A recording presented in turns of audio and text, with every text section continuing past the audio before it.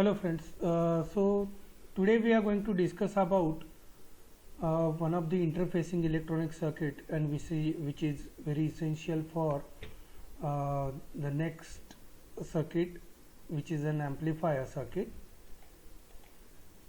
So what is an amplifier? So we know that the most of the passive sensors, they produce a weak output signal, and we need to amplify these signals because the magnitude of these signals will be of microvolt, or if it is a current say output, then it is of a picoampere.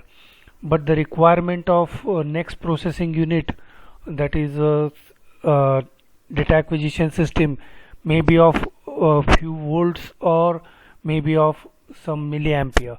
So we need to enhance the strength of the signal. For that purpose, we will require a signal conditioning device called as a amplifier. So if your input is in microvolt or it is in picoampere, then you require a voltage gain up to 10,000 or a current gain up to 10 million, sorry 1 million. So amplification factor is a part of signal conditioning, and the amplifiers may be built with the help of discrete components such as semiconductors, resistors, capacitors, inductors, and more specifically you have studied the operational amplifiers as a linear integrated circuit or analog integrated circuit devices. So the operational amplifier is mostly used as a amplifier in conditioning signal conditioning devices. So the purpose of amplifier is to amplify the signal, and so it is expected that it should match the impedance with the device. It will enhance the signal to noise ratio. It should act as a filter. It should act as an isolator between input and output. So apart from this amplifying the signal, what do you expect from the amplifier? It should give you the good signal to noise ratio. It should act as a filter, and it should act as an isolator between input and output. So the most popular amplifier that is used in signal conditioning devices is operational amplifiers.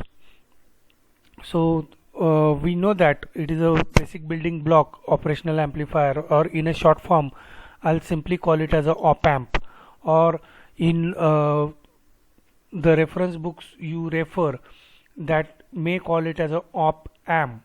Only P is not there, so don't get confused. The meaning is same. Op amp or op amp, the meaning is same. So the analog circuit designers, with the help of op amp, they may use the resistors, capacitors, and inductors to build various useful circuits that can be used as a signal conditioning devices. So operational amplifiers are also used as a cells in a customized MEL integrated circuit of analog and mixed technology types. So these are called as ASIC circuits. ASIC, in a sense, application specific integrated circuits. So there are certain integrated circuits available which are used as a application specific circuits. So what are the characteristics that you can expect from the good operational amplifier? So it should have a high input resistance, a low output resistance, low input offset voltage, low input bias current. Then open loop gain AOL must be high. It should have a high common rejection ratio, that is CMRR. The stability to drive the capacitive load. Then it should have a low intrinsic noise, a broad operating frequency range, that means the bandwidth should be high, a low sensitivity to the variation of temperature as well as power supply, and the environmental stability. Environmental stability, in a sense, if the temperature is changing, output should be stable. So this is what we are expecting, the characteristics from the good operational amplifier.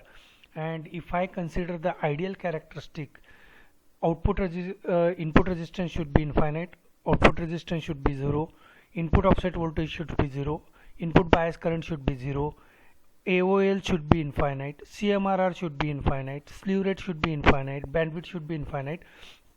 So these are the ideal characteristics of the operational amplifier, and you have already studied these kind of functions previously also. So operational amplifier, there is one more important parameter that is related with the operational amplifier is unity gain bandwidth or gain bandwidth product. What is that? That is nothing but the frequency range you are getting when the gain is unity. So most probably you'll be using a voltage follower circuit for this one. So when you will get a maximum frequency, so in case of 741, that is what the circuit you have studied, or the most popular op-amp, then in that case it is giving you the frequency of 1 megahertz when the gain is unity. So this is 1 megahertz. So for 741 the UGB is 1 megahertz. Okay, so the product of gain and frequency or bandwidth is 1 megahertz. So what is expected also, so because of offset voltage and bias current, the interface circuit does not produce zero output when the input signal is 0. Obviously if the bias current or input offset voltage is present, then output is not 0.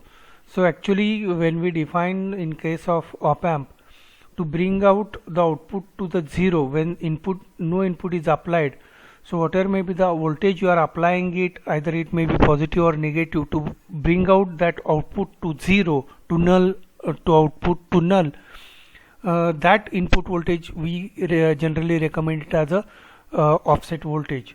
So this offset voltage, you when the input is 0, output should be 0. This is what the idealistic condition, but it is not happening in practical. That's why we need to compensate these voltages. We need to compensate these parameters, input offset voltage and input bias current. So that will cause specifically an error when you are using these parameters, or when you are using the op-amp in DC amplification or DC applications. At that time the effect of output offset voltage and bias current will be very significant.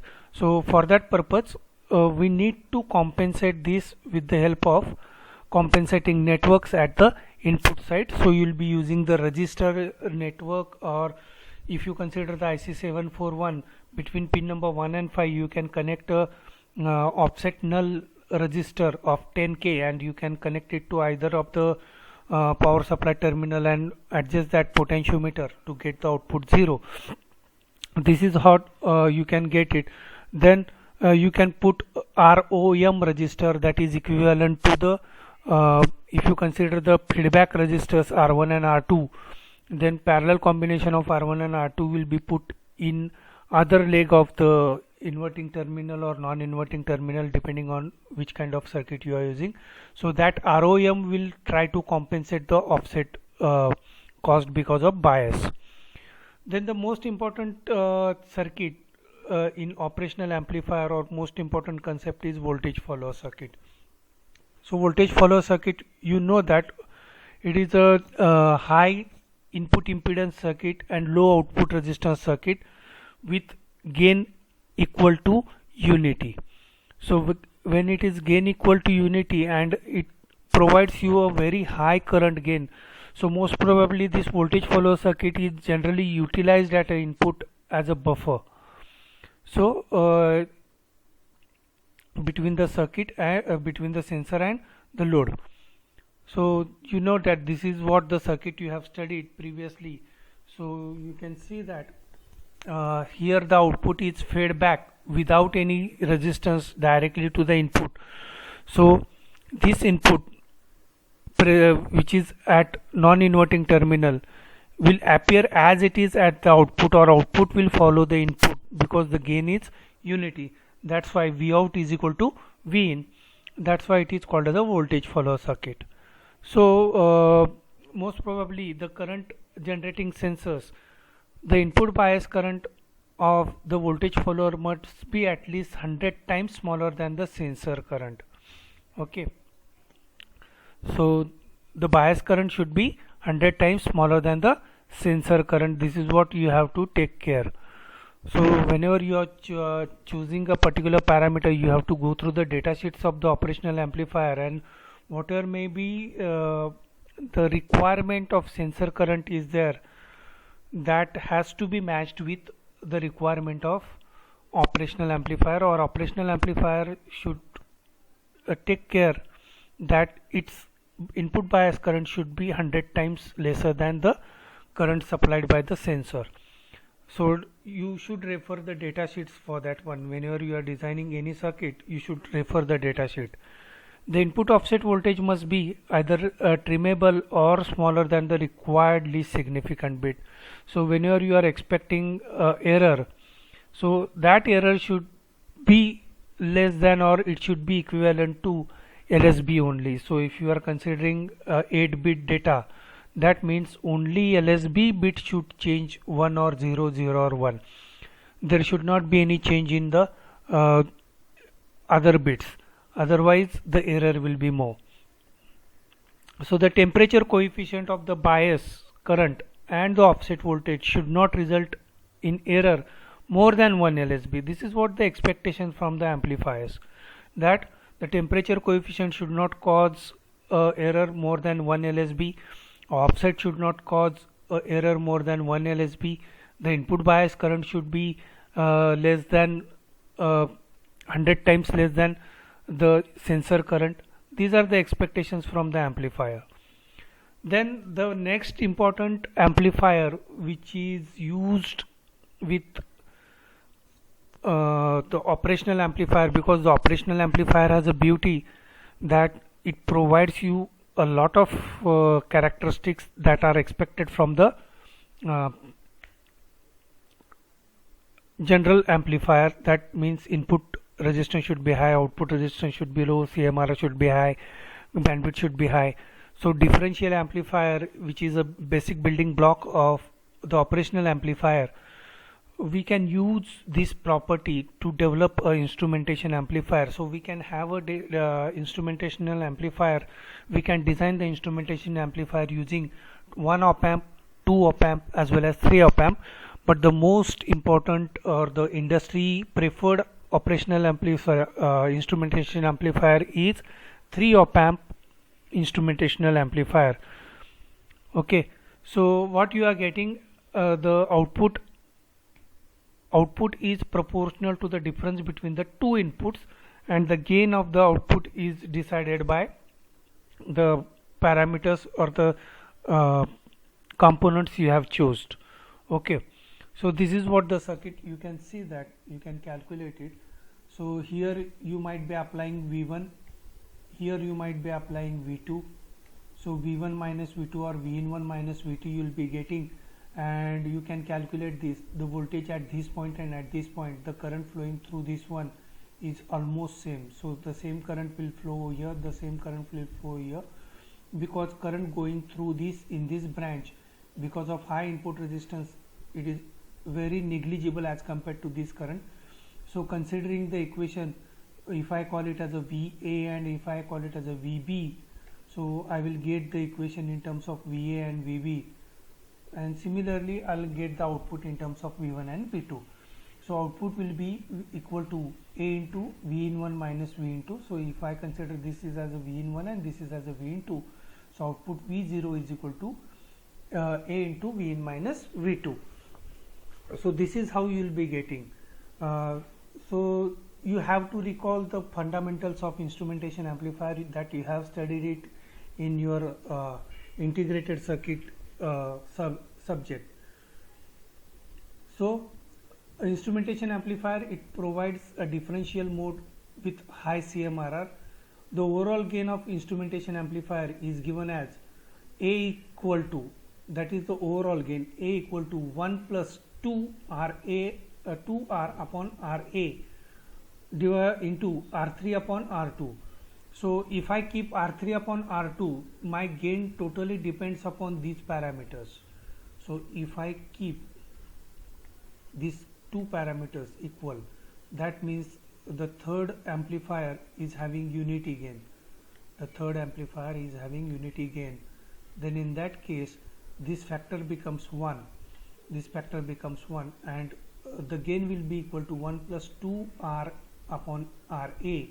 So these are constant, and RA, if you make it as a variable, you can adjust the gain of instrumentation amplifier. So these are the this is how you can adjust with a single, only one potentiometer is sufficient to adjust the gain of the instrumentation amplifier. Okay. Okay, then this is how you are calculating the instrumentation amplifier, and as I said earlier, you can design the instrumentation amplifier using 2 op amp as well as 1 op amp also. So most probably a single op amp is nothing but a subtractor circuit. A subtractor circuit, you can design it as a one single op amp instrumentation amplifier, but the 3 op amp instrumentation amplifier, it is providing you the very high input resistance as compared to the 2 op amp or a single op amp resistor, single op amp instrumentation amplifier.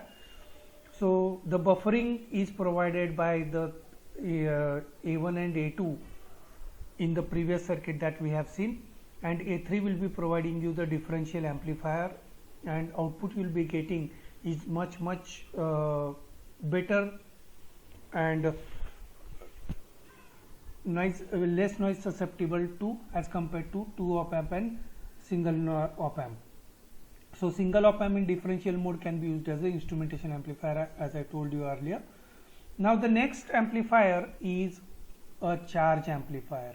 Next amplifier is a charge amplifier. So you know that most of the sensors are capacitive sensors, and when you want to represent it, so you need to amplify the output of that one. So most of the time the charge amplifiers are used. So charge amplifier is a special class of circuit which must have extremely low bias currents. Okay, so these are the amplifiers are generally used to convert the signal from capacitive sensor, quantum detectors, pyroelectric sensors. So how the circuit will look like, you can see that this is the piezoelectric type of sensor you are using over here, where the charge is generated, and this charge you need to amplify it. So you can see that here it is an integrator circuit. Integrator circuit where C is the capacitor and R is the leakage resistance that you are putting parallel to this C, and you will be getting the output VO. So the capacitor C is connected in feedback of the network, and leakage resistance R in parallel with the capacitor. So how you are going to calculate? So whenever you are choosing a capacitor C, that capacitor C should be of film capacitor. It is usually recommended because of high quality printed circuit board. In previous lecture we have seen that printed PCB printed circuit board, if there are certain problems with the material of printed circuit board, if there are problem with the soldering, then it will cause a low surface resistance, and that will again cause a problem for the input characteristics. So to avoid that, we need to choose a proper components. So here what is expected, that you should choose a film capacitor for good quality printed circuit board with a conformal coating. So the transfer function of the converter is given by Vout is equal to minus delta Q divided by C. So delta Q is the change in the charge divided by C, that will give you the total output voltage. So this is how you are converting the charge into voltage. This is how you are converting the charge into voltage. So the basic another circuit is there where you can convert the current into voltage also. So I to V converter that you have studied in your integrated circuit subjects. So this is used I to V converters are generally used for generating the output of the sensor into equivalent voltage. So this is how the circuit is represented.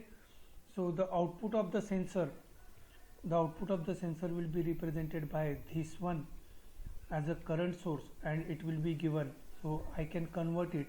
So output V0 will be given by, or Vout will be given by, minus I into R. So I is the current flowing through this one, and R is the resistance in the feedback.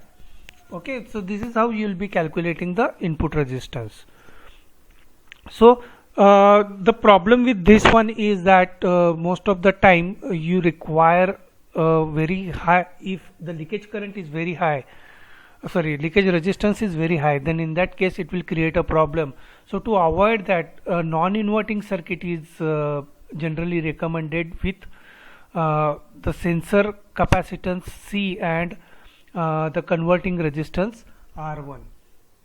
So this is how the circuit is represented. Here you can see that the R2 and R1 are connected to this one, and now the input is given to the non-inverting terminal. Why it is called as a non-inverting amplifier, or why it is called as a non-inverting circuit? Because the input is given to the non-inverting amplifier, that means to the plus terminal. So that's why it is called as a non-inverting. Okay, so if you apply the step input with a time domain, in a time domain, then how you are going to represent the Vout? So the Vout will be represented by the equation Vout is equal to I into RB, that current I is flowing through the circuit, into RB. RB is the resistance which is parallel with the capacitor. 1 plus R2 upon R1, R2 upon R1, 1 plus R2 upon R1 is the gain. So this is the gain, 1 plus R2 upon R1, this is the gain of the non-inverting amplifier. So I into RB, it is the current flowing through this one. So that is the voltage appearing over here.